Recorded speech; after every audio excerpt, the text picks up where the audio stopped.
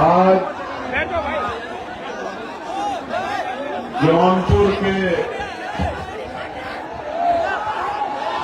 Shri Krishna inter college में इस ऐतिहासिक कार्यक्रम में पधारे बहुत बड़ी संख्या में मेरी माए बहनें, प्यारे नौजवान साथियों, बड़े बुजुर्गों, मीडिया के साथियों, पुलिस के भाइयों बहनों, मैं आपका बहुत बहुत धन्यवाद करता हूं। मैं अपनी बात को शुरू करूं इससे पहले जो मैं दाईं तरफ मेरे साथी खड़े उनसे आग्रह करूंगा, सर प्लीज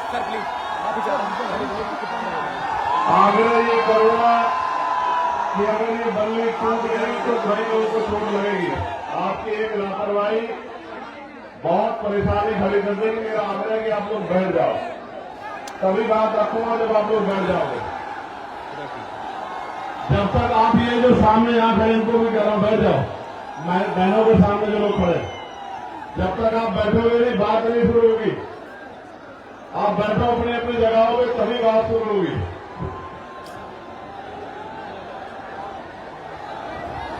ये जो साथी हैं वो भी बैठो वहां जो सामने, मां बहनों से थोड़े देर पीछे पीछे होकर बैठो कि उनको परेशानी ना हो। प्यारे साथियों, आज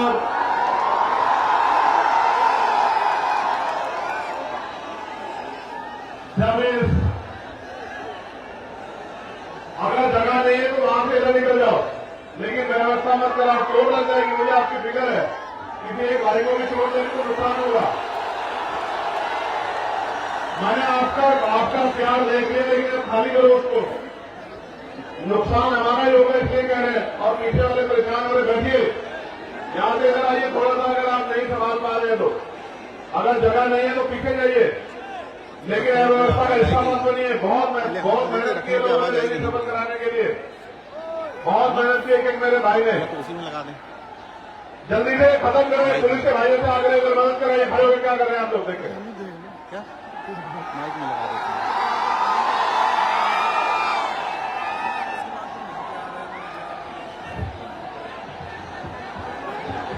जल्दी से बैठिए, फिर बात रखनी है, बहुत गर्मी है।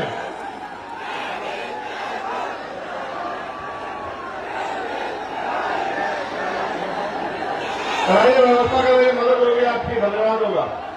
प्यारे साथियों, आज जौनपुर की ऐतिहासिक धरती पर इतने विशाल कार्यक्रम में जब मुझे आपके बीच आने का मौका मिला है, तो मैं अपनी बात को शुरू करते हुए बहुजन समाज में जन्मे सभी संतों, गुरुओं और महान पुरुषों को नमन करता हूं। प्यारे साथियों,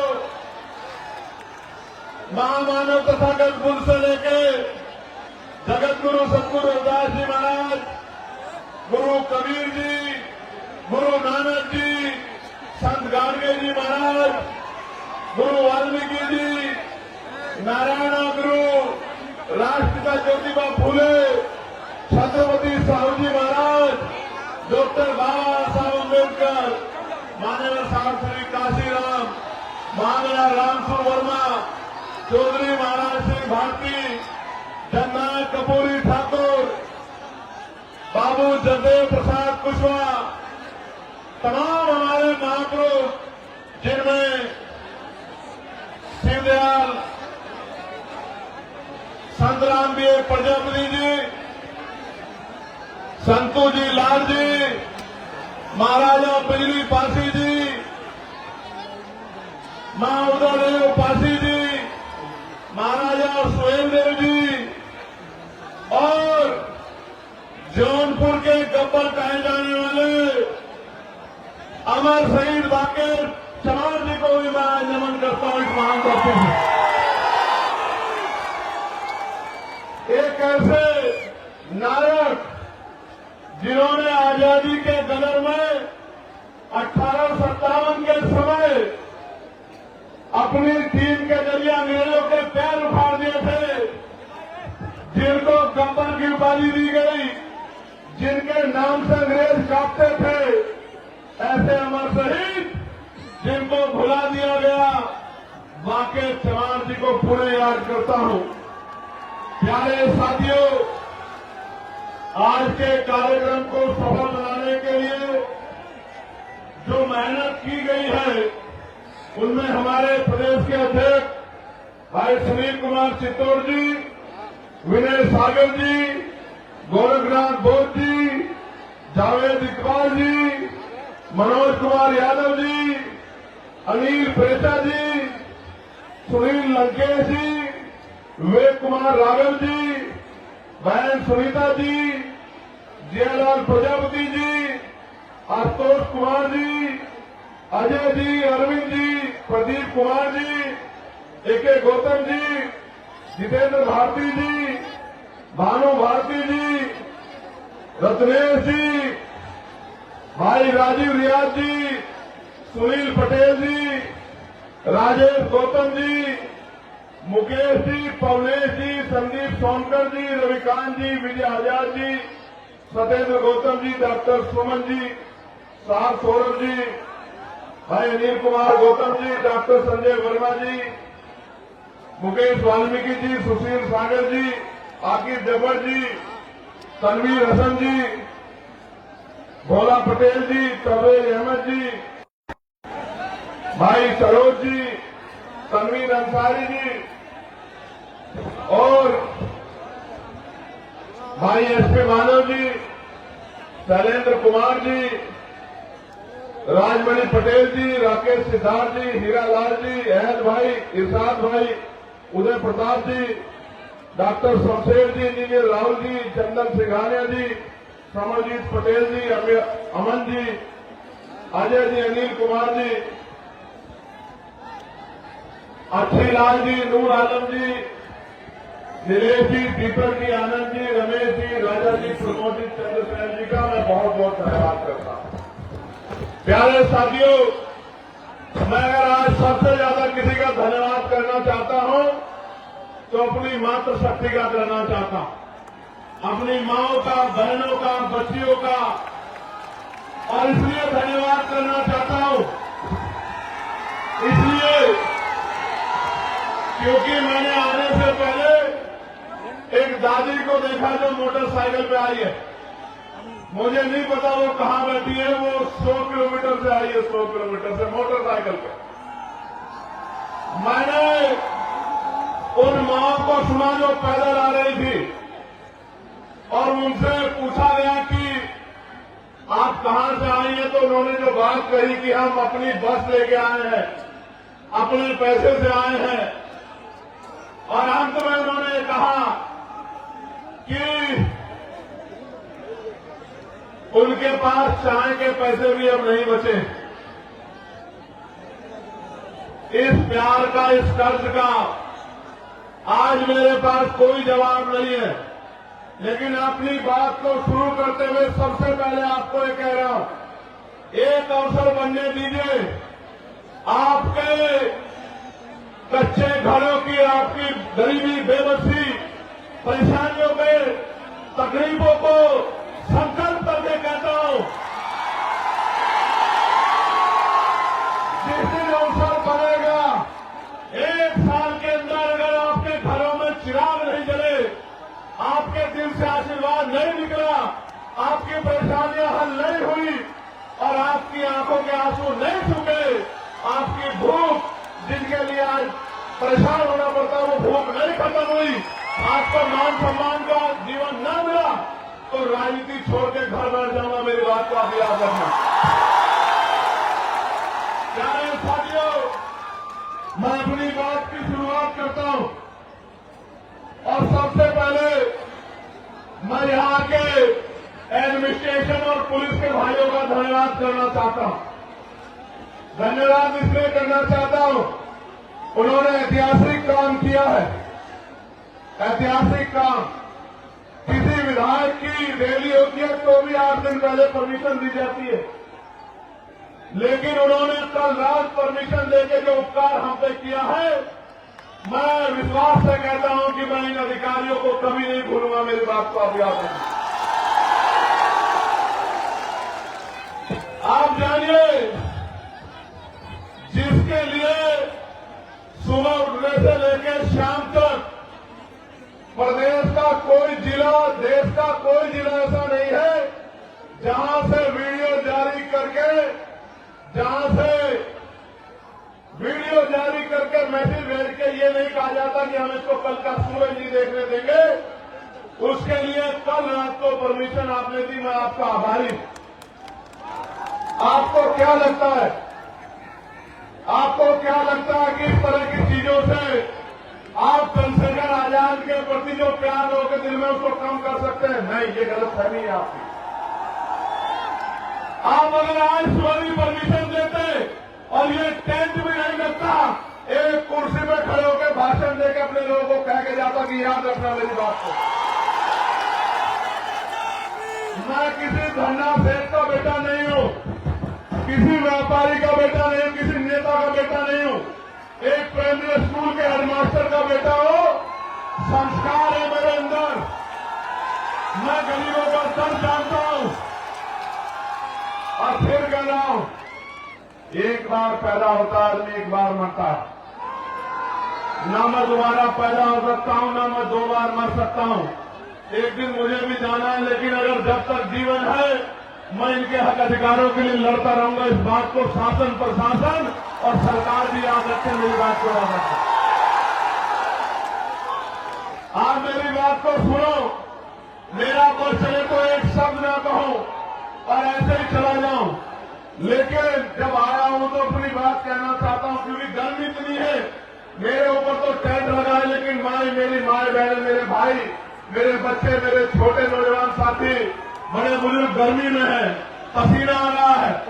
मैं तो जानता हूं लोग पैसे पे नहीं जाते, खाने पे, मिठाई पे, शराब पे नहीं जाते, और आप अपने इस बेटे को इज्जत, प्यार, आशीर्वाद देने के लिए इस गर्मी में बैठे हो। नहीं है मेरे पास आज आपको देने के लिए बहुत कुछ नहीं है, लेकिन इस मंच से कह रहा हूं, मेरे खून का कतरा कतरा भी अगर आपके लिए बह जाएगा तो ऊप नहीं कहूंगा। मेरी बात को आप याद रखना। प्यारे साथियों, मैं कुछ समय इस गर्मी का आपका लूंगा, क्योंकि बहुत महत्वपूर्ण बात आपसे करनी है, और आपने भी अपना काम छोड़ा है। एक एक पैसा इकट्ठा करके आपने इस रैली को सफल बनाने का प्रयास किया। प्यारे साथियों, मैं अपनी बात को शुरू करते हुए सबसे पहले भदोही के लाल धीरज कुमार गुप्त जी को आदरांजलि अर्पित करता हूं। भदोही का जो लाल धीरज कुमार जी थे, जिन्होंने 2023 में अग्निवीर ज्वाइन किया और 18 फरवरी को जम्मू कश्मीर में वो शहीद हो गए। ये शहीद जिस परिवार से होता है, उस परिवार को तकलीफ का एहसास होता है, लेकिन आप ये समझिए, उस शहीद भाई को आज याद करना इसलिए जरूरी है क्योंकि पहले आर्मी की नौकरी पक्की होती थी।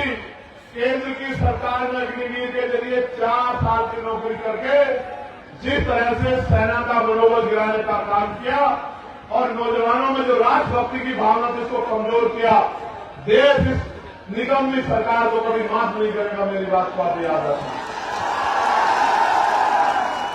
भाई धीरज जी के पिताजी श्याम सुंदर गुप्ता जी, गुप्त जी, जो उनसे पहले ही इस दुनिया से चले गए, उस परिवार में जो चिराग बुझे हैं, इसलिए उस परिवार को मैं आदरांजलि भेंट करता हूं।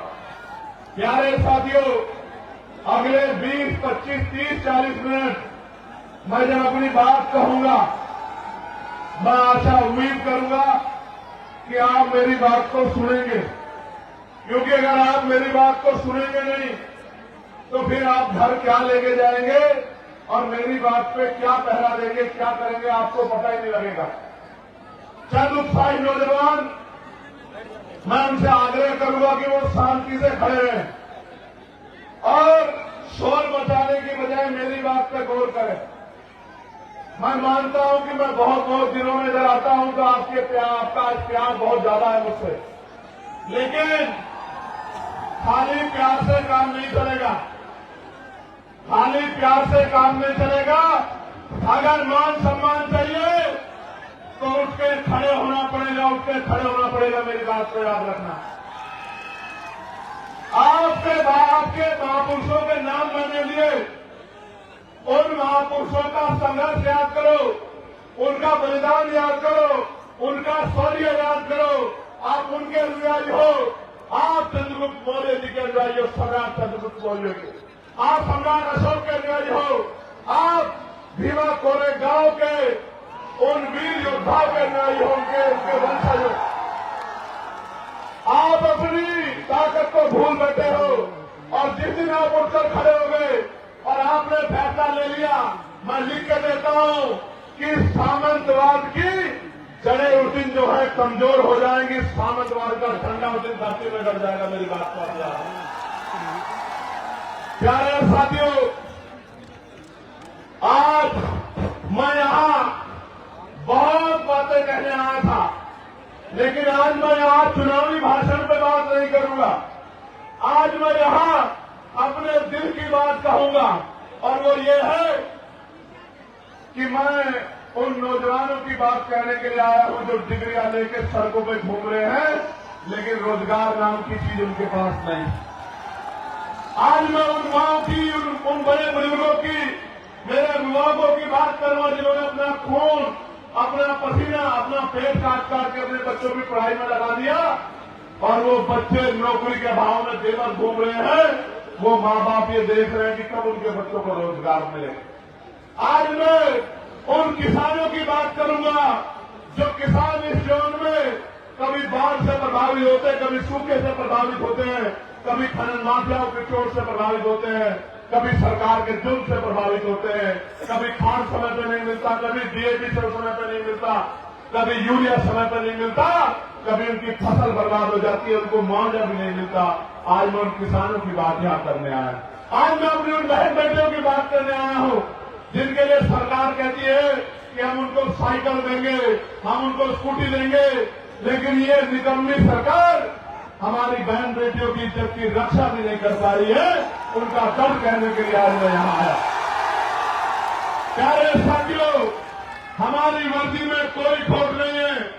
ये जो पुलिस के मेरे भाई हैं, मैं इनको सल्यूट करता हूं, लेकिन आप नहीं जानते ये मजबूर हैं, क्योंकि पुलिस सरकार के अंदर में होती है। जो सरकार चाहती है वो पुलिस के भाइयों को मजबूरी में करना पड़ता है।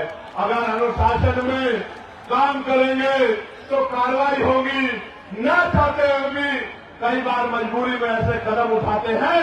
इसका एक उदाहरण मैंने आपको बता दिया कि रात लेट नाइट परमिशन दे रहे हैं, अगले दिन कार्यक्रम है, टेंट कैसे लगेगा, कार्यक्रम कैसे होगा। इससे एहसास होता है कि पुलिस कितनी मजबूर है। मैं आपको विश्वास दिलाता हूं और पुलिस के भाइयों से शुरुआत करूंगा। एक अवसर बनने दो आजाद समाज पार्टी काशीराम को 8 घंटे की ड्यूटी आपकी करके दिखाएंगे। मेरी बात को आप याद, सप्ताह में 1 दिन छुट्टी दिला के रहेंगे, आपको याद रखना। प्यारे साथियों, वेतन मिशन से दूर कराएंगे आपका जो बैकलॉग है भर के, आपको जो 24 घंटे ड्यूटी का प्रेशर बना हुआ ये खत्म करेंगे, और आपको बॉर्डर स्कीम खत्म करके अपने जिले के बराबर के जिले में जाने की आजादी देंगे। मेरी बात को आप याद रखना। आपसे शुरुआत करें। प्यारे साथियों, अभी शिक्षा मित्रों को मैं बधाई देता हूं, लेकिन बधाई अधूरी है, क्योंकि मैं तो शिक्षा मित्रों का वेतन 25,000 से पार चाहता था, लेकिन हमारे अथक प्रयास के बाद सरकार ने लगभग 18,000 रुपए की घोषणा की है।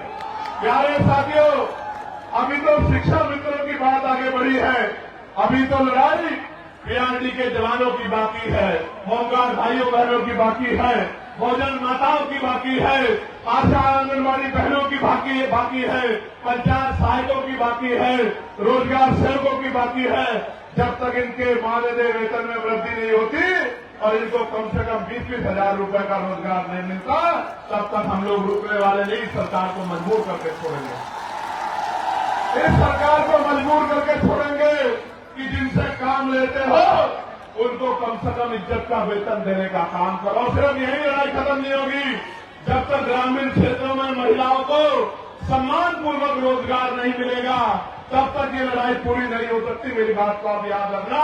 और आज कह रहा हूं, 2 किलो राशन नहीं दूंगा, आटा चावल नहीं देंगे हम लोग, 2000 रुपए नहीं देंगे, लेकिन आपके बच्चों को इतनी अच्छी शिक्षा देंगे और आपको रोजगार देंगे कि आप 20,000 रुपए घर पर रहकर कमाओगे। मेरी बात को आप याद रखें।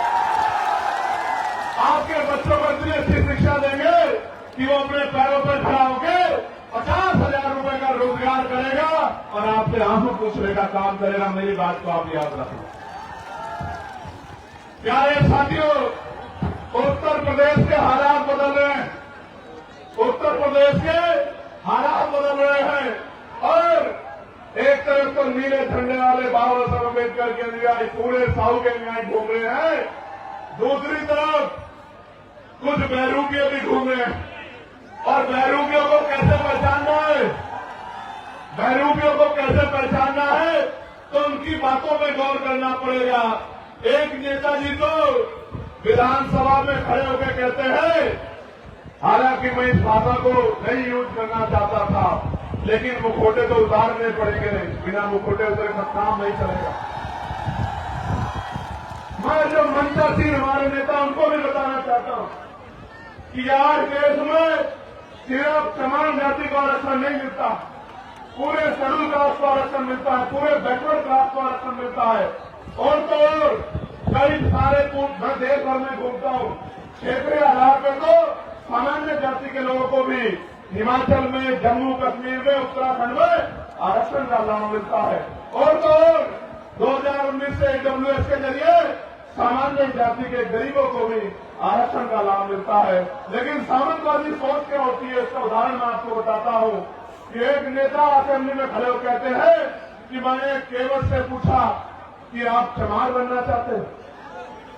आप समझो मानसिकता क्या है, वो ये बताने का काम कर रहे हैं, क्योंकि निषाद समाज के लोग ये मांग कर रहे हैं कि उनको शेड्यूल कास्ट में रखा जाए, तो ये बताने का काम कर रहे हैं कि जो आरक्षण लेता है वो चमार बन जाता है।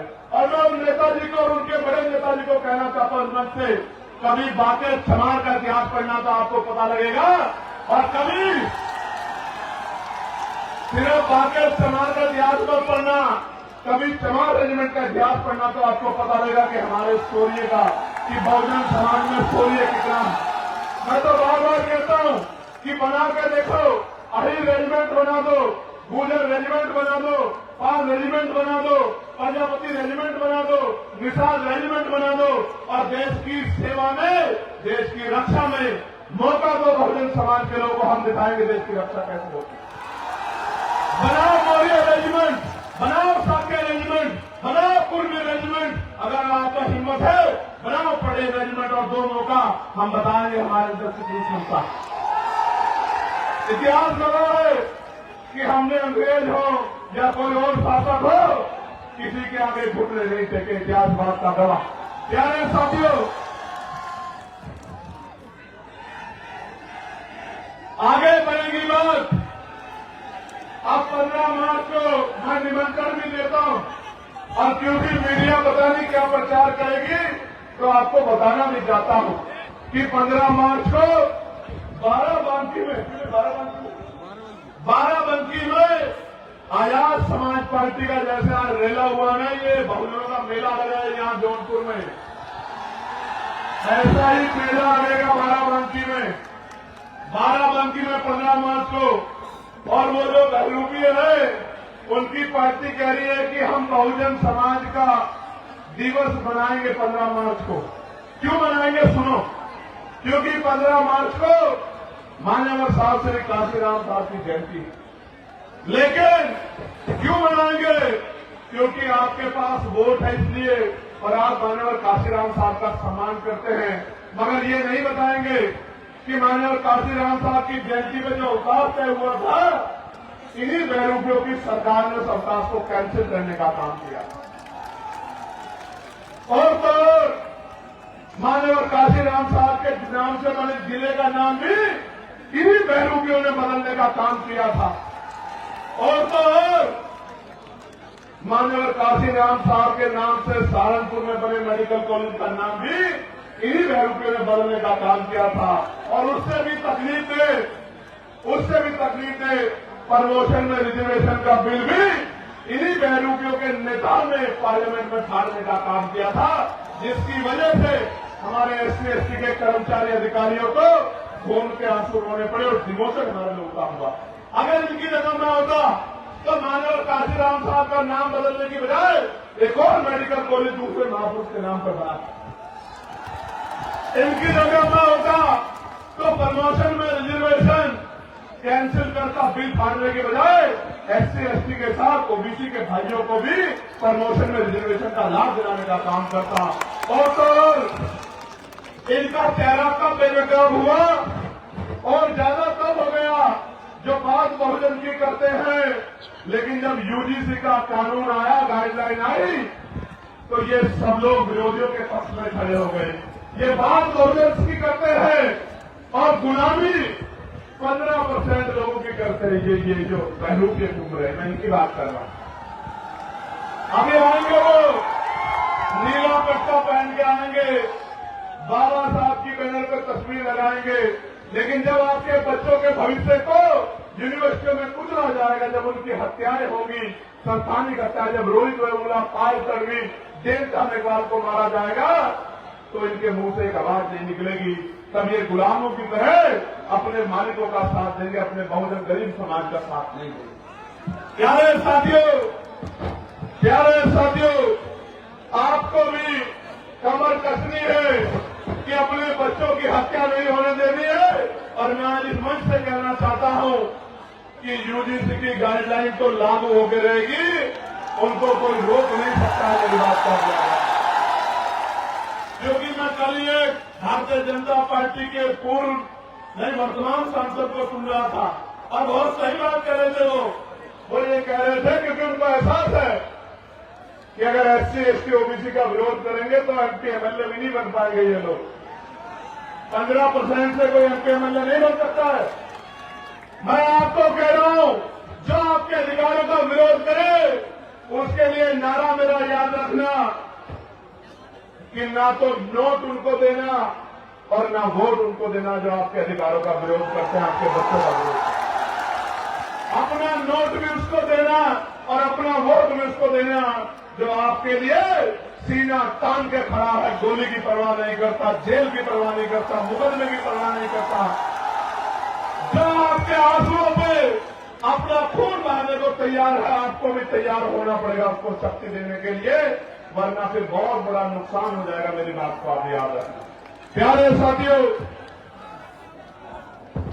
हमने तय किया है कि हम सबसे बड़ा बदलाव ये करेंगे, जब हम पे अवसर बनेंगे आजाद समाज पार्टी के लोगों पे, तो हम सबसे बड़ा बदलाव ये करेंगे कि हम नई शिक्षा नीति लागू करेंगे। अब वो नई शिक्षा नीति क्या होगी? वो नई शिक्षा नीति ये होगी कि चाहे चीफ सेक्रेटरी हो या मुख्यमंत्री हो, चाहे मंत्री हो या संतरी हो, चाहे सांसद हो या विधायक हो, चाहे चेयरमैन हो या जिला पंचायत का अध्यक्ष हो, गांव के सरपंच और पंचायत के मेंबर से लेके और मुख्यमंत्री तक के बच्चों को और DGP चीफ सेक्रेटरी से लेके पंचायत के सेक्रेटरी के, DM SSP के, CO दरोगा जी के, ADM SDM के, कानून तहसीलदार के, सबके बच्चों को IG DIG कमिश्नर एडिशनल के बच्चों को सरकारी स्कूल में पढ़ाने का काम करेंगे। मेरी बात को अच्छा आप सोचोगे इससे बदलाव क्या हो जाएगा? मैं आपको बताता हूं इससे बदलाव क्या होगा। इससे बदलाव ये होगा कि जब उनके बच्चों के हितों की बात आएगी तो सरकारी स्कूल की व्यवस्था ऐसी होगी कि वहां 5 स्टार होटल भी आपको कमजोर महसूस होगा, उसके सामने खोखला साबित होगा। क्योंकि जब एक स्कूल में एक ही टेबल पे जिलाधिकारी का, SSP का और किसान मजदूरों का, आम गरीबों का बच्चा बैठेगा तो टीचर भी टाइम पे आएगा, कमरे भी अच्छे होंगे, साफ सफाई भी होगी और पढ़ाई भी अच्छी होगी। तभी जाके गरीबों के हिस्से में जो है अच्छी जिंदगी के सपने शुरू होंगे। प्यारे साथियों, हम हेल्थ पॉलिसी में बदलाव करेंगे। हम तय करेंगे कि जितने भी लोग कानून बना रहे हैं या जो कानून को लागू करा रहे हैं, उन सबका उनके बच्चों का इलाज सरकारी अस्पताल में हो बीमार होने के बाद। जितनी होगा आप देखना, मशीनें भी अच्छी होंगी, एक्सरा भी वही होगा, सारे टेस्ट भी वही होंगे और दवाइयां भी वही मिलेंगी, बिल्डिंग भी अच्छी होगी, सुविधाएं भी होंगी। तो गरीब की जेब पर जो डाका पड़ रहा है इलाज के कारण, ये डाका नहीं पड़ेगा। मेरी बात को आप याद रखना।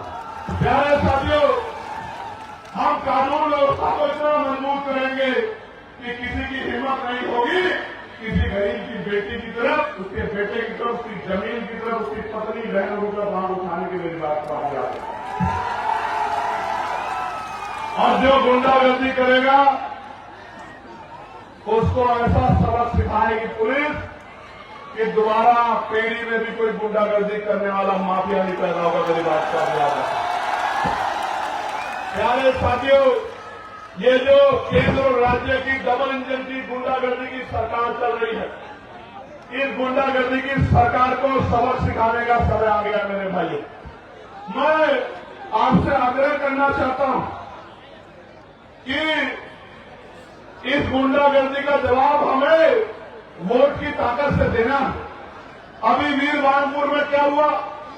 वीरभानपुर में क्या हुआ? सत्ता को खुश करने के लिए पुलिस के लोगों ने मेरी मां बहनों के ऊपर लाठियां चलाने का काम किया। पूरे गांव में कितनी मारपीट की आपको पता है। मैं इनको समझाता हूं कि भाई ऐसा काम मत करो। शराब के नशे में जाके आप गांव में अराजकता करोगे और जनता आपसे विरोध नहीं करेगी तो ऐसा नहीं हो सकता।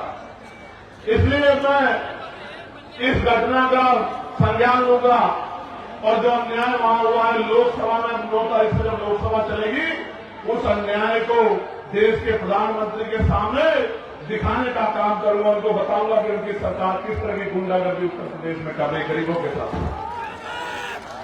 ये जो धर्म की बात करती है, महापुरुषों के सम्मान की, भारतीय जनता पार्टी की डबल इंजन की गुंडागर्दी वाली सरकार मां अहिल्याबाई होलकर का कितना अपमान किया, उनकी मूर्तियां तोड़ तोड़ के जो है वो फैला दी और जो नौजवान संघर्ष करने गया उनको लाठियों से पीट के जेल में बंद कर दिया। इतनी गुंडागर्दी कर रही है सरकार। प्यारे साथियों, काशी द्वार बनाया जा रहा है बनारस में। एयरपोर्ट के पास 16 ग्राम सभा की जमीन को बिना मुआवजे के छीनने का काम कर रहे हैं। सरकार का काम लोगों को घर देना होता है, जमीन देनी होती है, जमीन छीननी नहीं होती। लेकिन उत्तर प्रदेश की गुंडागर्दी करने वाली सरकार जबरन लोगों की जमीनें छीनने का काम कर रही है। प्रयागराज के फूलपुर के चकिनोता मुकुंदपुर गांव में जबरन जमीन अधिग्रहण की जा रही है और किसान आंदोलन कर रहा है। और किसान तो ये भी कह रहा है जान दे देंगे लेकिन जमीन नहीं देंगे। आप ये देखो किस तरह से किसानों को, मजदूरों को नोचने का काम ये सरकार कर रही है। प्यारे साथियों, फतेहपुर जिले में मनरेगा कर्मियों को 6 माह से मानदेय नहीं मिल रहा है क्योंकि नया जी राम जी कानून लाके इन्होंने 40% पहला सरकार को, राज्य सरकार को देने को कहा है और राज्य सरकार पूर्ण कर्जे में है। उत्तर प्रदेश के हर व्यक्ति पे लगभग 30-35 हजार रुपए का कर्ज है इनकी गलत नीतियों की वजह से। आज तो हालात ऐसे हैं, दुकान मंडी, दाल मंडी में जो दुकानें तोड़ी जा रही है, लगभग 100 दुकानें ऐसे जिनका मुआवजा सरकार ने अभी तक नहीं दिया। मिर्जापुर में बाढ़ और सूखे की मार से जनता परेशान है लेकिन सरकार की आंखें नहीं खुल रही है। और गाजीपुर में गंगा कटान और बाढ़ की समस्या से किसान और आम आदमी परेशान है, उनको फसलों का दाम भी नहीं मिल रहा है और सरकार सोई बैठी है। जनपद चंदौली में जो लाइफ लाइन कही जाती है, लेबर कर्मनाशा मुख्य न्यायालय की इतनी हालत खराब है कि किसान सिंचाई के लिए भी परेशान है।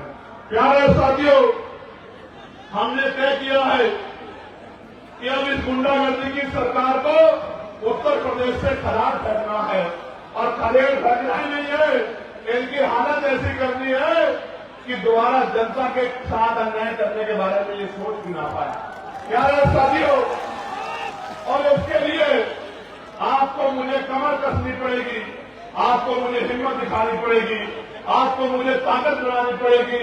और जिस तरह 69,000 शिक्षक भर्ती के बच्चों को इन्होंने, जिसमें पिछड़े वर्ग के बच्चे हैं, पाल प्रजापति, कश्यप, सैनी, मौर्य, साकेत, कुशवाहा, बिंद, राजभर, केवट, मल्ला, यादव, गुर्जर, जाट, तमाम पिछड़े जातियों के बच्चे, सैन विश्वकर्मा के बच्चे, मेरी आज भी याद है, लाठियां मार मार के उन बहनों के हाथ तोड़ दिए लखनऊ में, जब वो मुख्यमंत्री के दरवाजे गई, लेकिन उनको नौकरी सरकार ने आज तक नहीं दी। मैं पूछना चाहता हूं, जो सरकार गरीबों के बच्चों की नौकरी छीनने का काम करती है, वो क्या गरीबों की जैसी हो सकती है क्या? मैं आपको याद दिलाना चाहता हूं, कप्तान में क्या हुआ मेरठ में, आपने देखा था नहीं देखा था बताओ? जब मैं उस मां को न्याय दिलाने के लिए और अपनी बहन बेटी जिसको उठा ले गए थे गुंडे, उसको बरामद कराने के लिए दौड़ रहा सड़कों में, आपने देखा था नहीं देखा था? क्यों दौड़ना पड़ रहा था मुझे?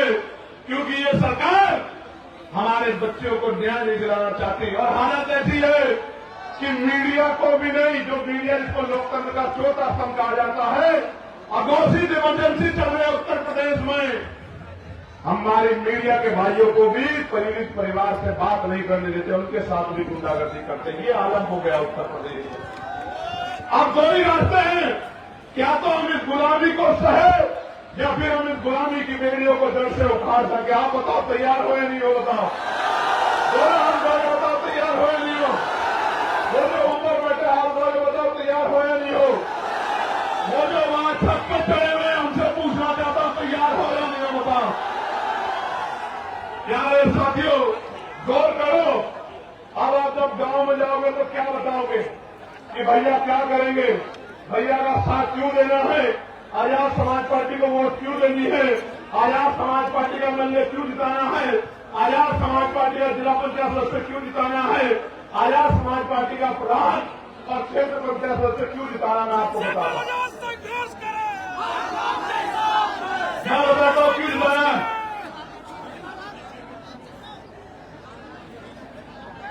मैं बताता हूं क्यों जिताना। अगर आपको 15% अतिरिक्त आरक्षण चाहिए पिछड़े वर्ग के लोगों को, पिछड़े समाज को, मौर्य जी यहां बैठे, प्रजापति जी यहां बैठे, बिल्कुल साफ कह रहा, जिसकी सरकार होगी, जिस विचार की सरकार होगी, उसी भाव से काम करेगी। इस देश, इस उत्तर प्रदेश में पिछड़े अति पिछड़े समाज की जब 1931 में जनगणना हुई तो 52% था। फिर उसके बाद 600-700 नई जातियां उसमें जोड़ दी गई। आज वो 70% के करीब, 65% के करीब मिल क्या रहा है, 27% आरक्षण। वो भी मध्य प्रदेश में जहां 90% SC/ST OBC है, वहां मिल रहा है 14%, 13% आरक्षण भी नहीं दे रहे हैं। यूजीसी का मामला सुप्रीम कोर्ट में जाता, मैं सम्मान करता हूं सुप्रीम कोर्ट का, लेकिन अगले दिन स्टे हो जाता है। लेकिन आपका मामला कई सालों के बाद में पूछने वाला नहीं है। आज मैं ऐलान करके कह रहा हूं, आप जाके घर घर बताना। और क्योंकि हम लोग महापुरुषों को मानने वाले लोग हैं, हमारा संकल्प भी हमारी शक्ति है। जिस तरह केंद्र की सरकार ने 10% आरक्षण 3 दिन के अंदर सामान्य जाति के गरीब भाइयों को दिया था बिना आंकड़ा दिखाए, 15% आरक्षण पिछड़ी अति पिछड़ी वर्ग के भाइयों को 27% से अलग आजाद समाज पार्टी का नाम दिलाने का काम करेगी। मेरी बात को आप जो अति पिछड़ी जातियां हैं, 100 नौकरी आएगी तो 15 नौकरी आपके परिवारों में उस तरह पहुंचेगी जिनमें आपके हिस्से को कोई दूसरा नहीं ले पाएगा। और बाकी आपकी हिम्मत पे है, आप पढ़े लिखे आपके बच्चे जनरल मेरिट या पिछड़े वर्ग में भी जाएंगे तो उसमें भी आपकी नौकरियों का संरक्षण करने का काम हम लोग करेंगे। मेरी बात को आप प्यारे साथियों, जातिगत गणना में ओबीसी का अगर कॉलम जुड़वाना है, ओबीसी की गणना करानी है, ये पता करना है कि ट्रैक्टर किसके पास है, ट्रॉली किसके पास है, बस किसके पास है, 4 पहिया गाड़ी किसके पास है, 2 पहिया गाड़ी किसके पास है, किसके अकाउंट में कितने पैसे, किसके पास कितना बिजनेस है, किसके पास क्या व्यापार है, किसके पास कौन शिक्षित है, किसके पास जमीन अगर जानकारी करनी है तो जनगणना करानी नहीं पड़ेगी और आर्थिक आंकड़े भी उसके जारी करने पड़ेंगे।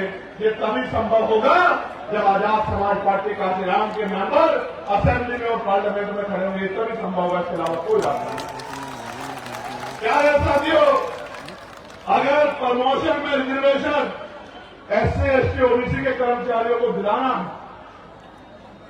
उनके हितों की रक्षा करनी है, तो आपको आजाद समाज पार्टी काशीराम को ताकत देनी चाहिए। अगर आपको निजी क्षेत्रों में आरक्षण लागू कराना है, अपने बच्चों की हिस्सेदारी सुनिश्चित करनी है भेदभाव वाले समाज में, तो आजाद समाज पार्टी काशीराम को आपको वोट देनी है। क्योंकि आजाद समाज पार्टी काशीराम का इकलौता सांसद ही वहां UGC के गाइडलाइन के समर्थन में सड़क और संसद में लड़ रहा था, दिल्ली जंतर मंतर में लड़ रहा था। बाकी तो आंख छिपा छिपा के इधर उधर घूम रहे। प्यारे साथियों, जो दुख तकलीफों में आपके नहीं हुए, वो कल सत्ता में के अहंकार में आपके क्या हो जाएंगे, इस बात को आपको समझना पड़ेगा। इसलिए मैं आपसे कह रहा हूं कि आजाद समाज पार्टी को अगर आप कामयाब करेंगे, ताकत देंगे, तो फिर आपकी ताकत मजबूत होती जाएगी। गौर से सुनो मेरे प्यारे साथियों, अब बदलाव की घड़ी आ चुकी है। इस घड़ी का मैं भी इंतजार कर रहा हूं और आपको भी इंतजार है।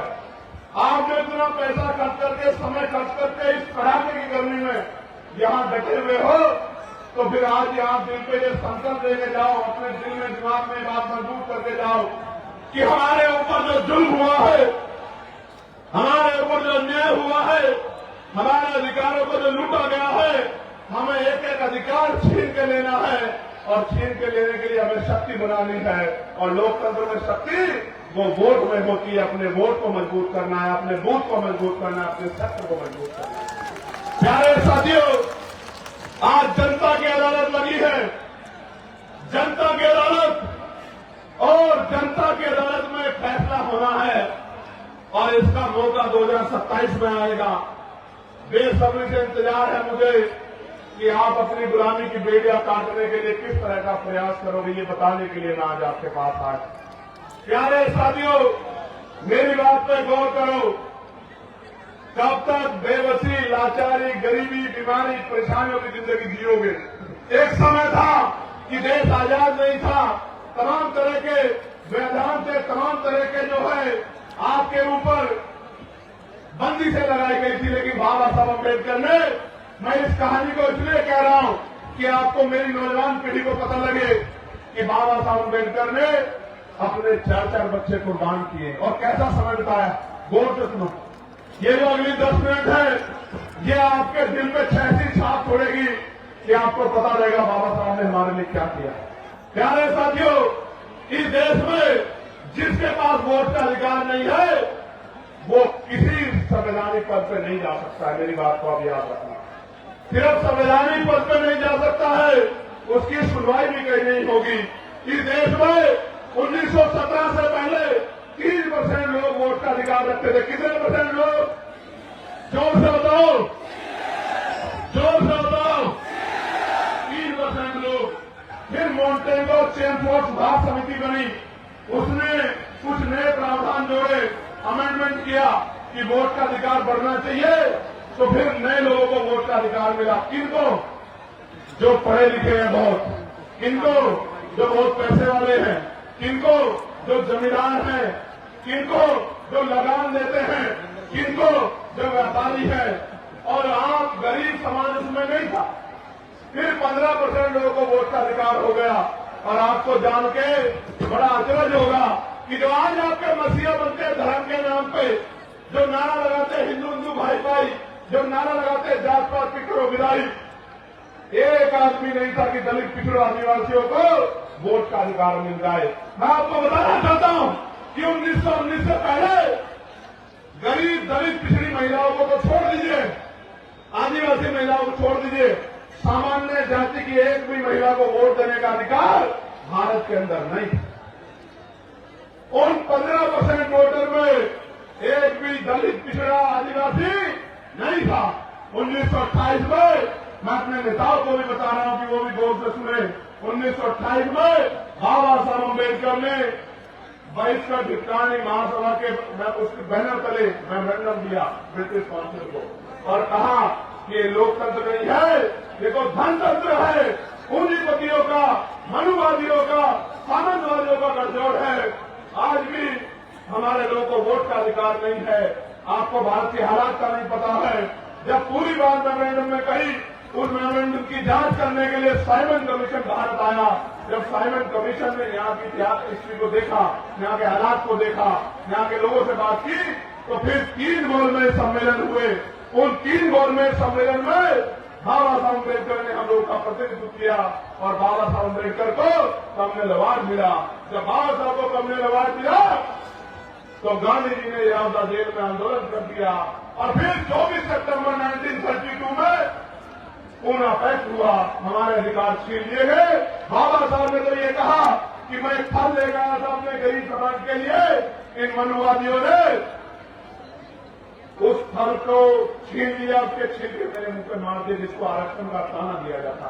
मैं आपको बताना चाहता हूं मेरे भाइयों, यहां पोती मेरी मां, मेरे बच्चों, मेरे नौजवान बहादुर योद्धाओं, मेरे विवाहों को बाबा साहब अम्बेडकर के अथक प्रयासों से भारत पहला ऐसा देश है जिसमें हर व्यक्ति को, बारीक व्यक्ति को वोट का अधिकार मिला, सारी महिलाओं को वोट का अधिकार मिला, सार्वभौमिक मताधिकार लागू हुआ।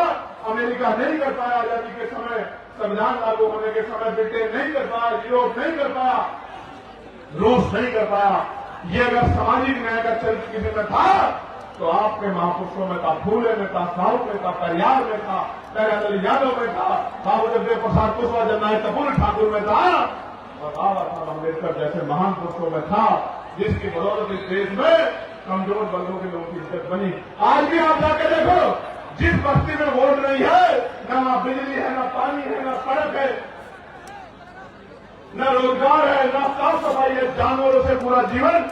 बिहार के लोग जाके देखो, मुंगतार आपको पता लग जाएगा, अपने बॉर्डर में जाके देखो, आपको पता लग जाएगा। इसलिए मैं आपको कहना चाहता हूं, मेरी इस बात को सुनना और अपने दिल पे हाथ रख के बताना कि जब 18 मार्च 1956 को बाबा साहब अम्बेडकर आगरा में सभा करते हुए कह रहे थे कि मैं बड़ी मुश्किल से तमाम तरह के अपमान सह के, आरोप सह के, अन्याय जुल्म सह के इस कारवा को वहां से यहां तक लेके आ पाया हूं। अगर आप इसको आगे ले बढ़ा सकते तो इसको पीछे मत जाने देना। मेरे बच्चों रोते हुए कह रहे थे बाबा साहब हमसे, रो रहे थे बाबा साहब, और आपको मुझसे कह रहे थे कि मेरे बच्चों इस कारवा को पीछे मत जाने देना।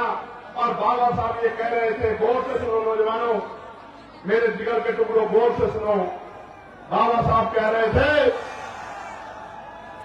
कि जब मैं अपने चारों तरफ देखता हूं, एक भी नौजवान ऐसा दिखाई नहीं देता जो इस आंदोलन रूपी तंबू का बंबू बन के इस आंदोलन को आगे बढ़ा। बाबा साहब कह रहे थे जैसे एक बंबू के ऊपर बहुत टेंटों का बोझ होता है, इस तरह से मैं बहुत सारे बोझ को झेल रहा हूं।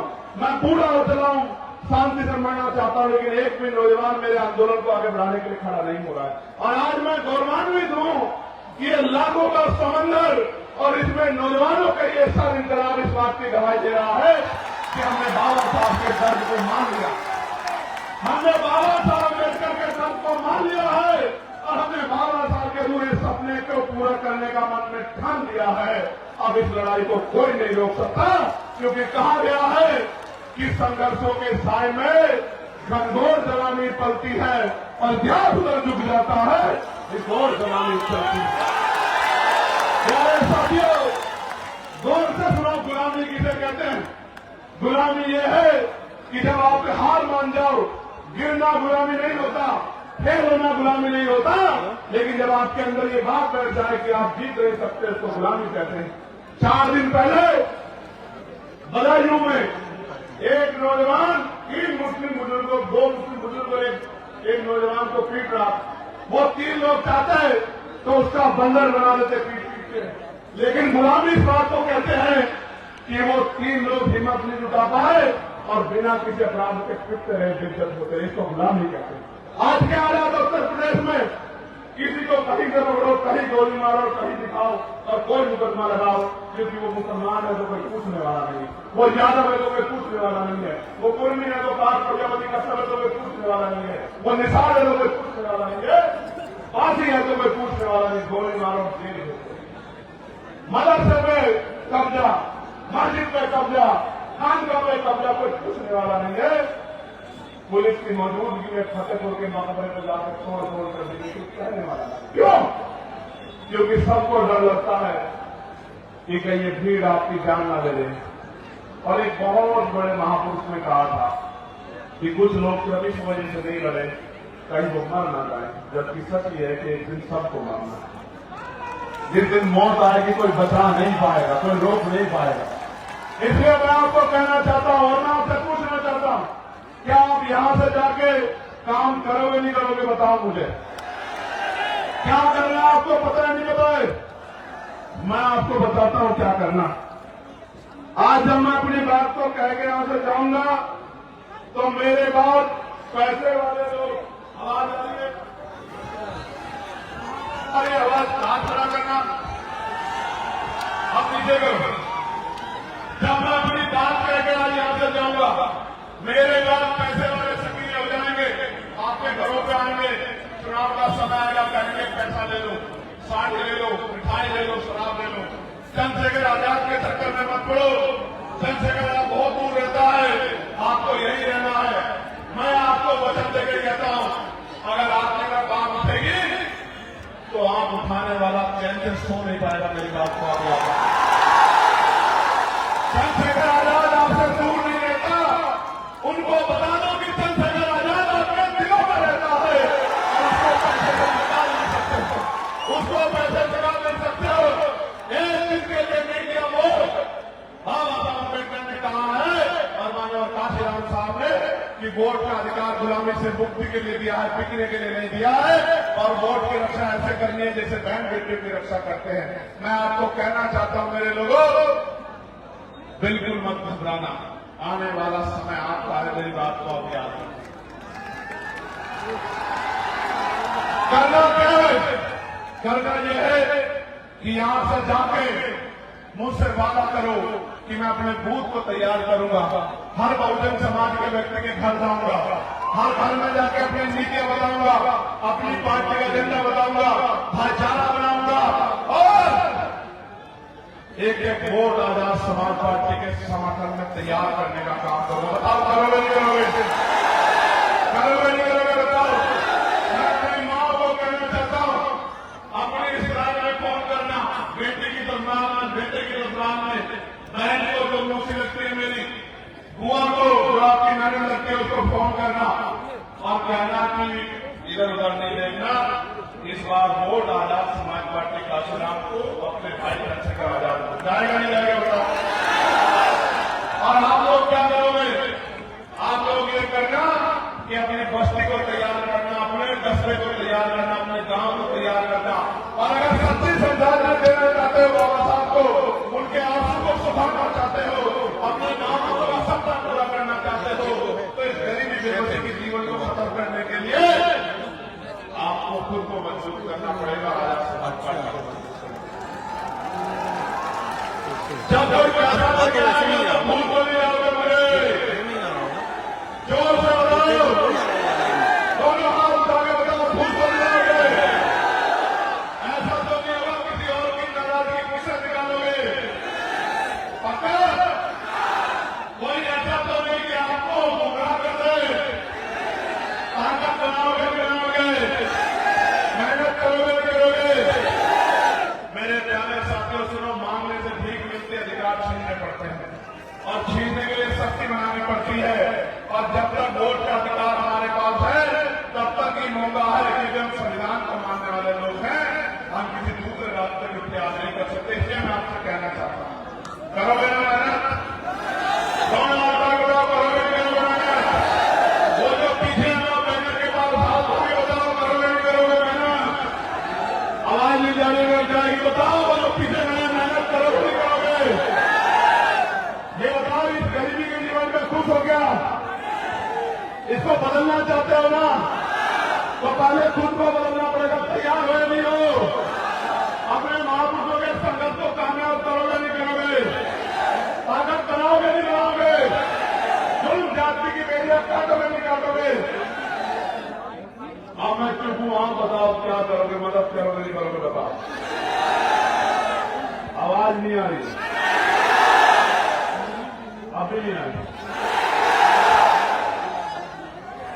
देखो, जब आजाद समाज पार्टी आपके बच्चों को अच्छी शिक्षा मिलेगी, आपके बच्चों को अच्छी चिकित्सा मिलेगी, पढ़े लिखे भाइयों को रोजगार मिलेगा, माँ को घर पे रोजगार मिलेगा, गांव में अन्याय अत्याचार खत्म हो जाएगा, अच्छी सड़कें बनेंगी, बिजली की व्यवस्था होगी, पानी की व्यवस्था होगी, साफ पानी की व्यवस्था, और आपको जीने का मौका मिलेगा। अभी तो गरीबी में कितने सर्वाइव कर रहे हैं। और ये जो भ्रष्टाचार की सरकार है, भ्रष्टाचार की सरकार, इसका एक किस्सा मैं आपको बता देता हूं। मेरे याद आ गया इसका एक किस्सा, भ्रष्टाचार की सरकार का एक किस्सा, वो आपको बता के फिर अपनी बात को खत्म करूंगा।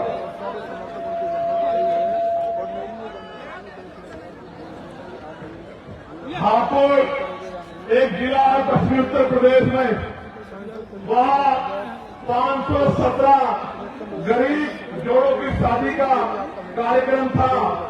75 लाख रुपए में टेंडर दिया गया ठेकेदार साहब को, लेकिन जब बाराती आए तो जो टेंट लगा हुआ था वो फटा हुआ था, और जब बाराती खाना खाने गए तो खाना इतना सड़ा हुआ था कि उसको आदमी को छोड़ो जानवर भी ना खाए। ये योजना नहीं ला रहे हैं, ये योजनाओं के जरिए अपने पेट को भरने का काम करें, गरीबों के हक की मेहनत की कमाई को छीन के ये लूटने का काम कर रहे हैं। इस भ्रष्टाचारी सरकार को हमको 2027 में जवाब देना है, ताकत बनाने। भ्रष्टाचार रोकोगे नहीं रोकोगे? पक्का? तो मैं आपका सबका बहुत बहुत धन्यवाद करता हूं और आपसे अपील करता हूं कि आज से आप काम में जुट जाना। अगर आशा बहनें, आंगनबाड़ी बहनें, भोजन माता, पंचायत सहायक, रोजगार सेवक, पीआरटी के जवान, होमगार्ड भाइयों के लिए अगर उनके वेतन में वृद्धि करानी है, अपने पढ़े लिखे बच्चों के लिए रोजगार चाहिए, अपने क्षेत्रों में विकास कराना है, और ये जो पेपरों में पेपर लीक होते हैं, भर्तियों में घोटाले होते हैं, बंद कराने हैं, निष्पक्ष भर्तियां करानी है, तो फिर कमर का सेना आज से जाकर मेहनत करने का काम करना। करोगे नहीं करोगे? चलो फिर दोनों हाथ उठाकर एक बार धन्यवाद कर दो। ऊपर वाले ने कम हाथ उठाया जो आए, नारा लगाओ मेरे साथ, जय भीम, जय भारत, जय संविधान, जय मंडल, जय जवाहर, वोट हमारा, राज तुम्हारा, नहीं चलेगा, नहीं चलेगा, वोट हमारा, राज तुम्हारा, नहीं चलेगा, नहीं चलेगा। एक नारा जो नया दिया है आज, वोट किसको दोगे? वोट अपना बहुजन को और नोट अपना बहुजन को। समझे नहीं समझे? न मनवादियों को वोट देंगे, न नोट देंगे। वादा करो मुझसे, पक्का? वादा हो गया? चलो बहुत बहुत धन्यवाद आप सबके लिए, मंगल कामनाएं। एक दो नारे और रह गए हैं, जरा जोर से लगा दो। हमारी सेना जिंदाबाद, जिंदाबाद, जिंदाबाद। हमारे अर्धसैनिक बल जिंदाबाद, जिंदाबाद, जिंदाबाद। हमारी पुलिस जिंदाबाद, जिंदाबाद, जिंदाबाद। परमिशन आज समय पर दे दिया करो, क्यों ऐसा करते हैं? सुनो, जब आजाद समाज पार्टी राजकाज में होगी, कोई विपक्ष आदमी रैली करेगा तो हम उसको 1 महीना पहले परमिशन दिला देंगे। हम इनके कोई डरपोक नहीं है जो लोकतंत्र में डरते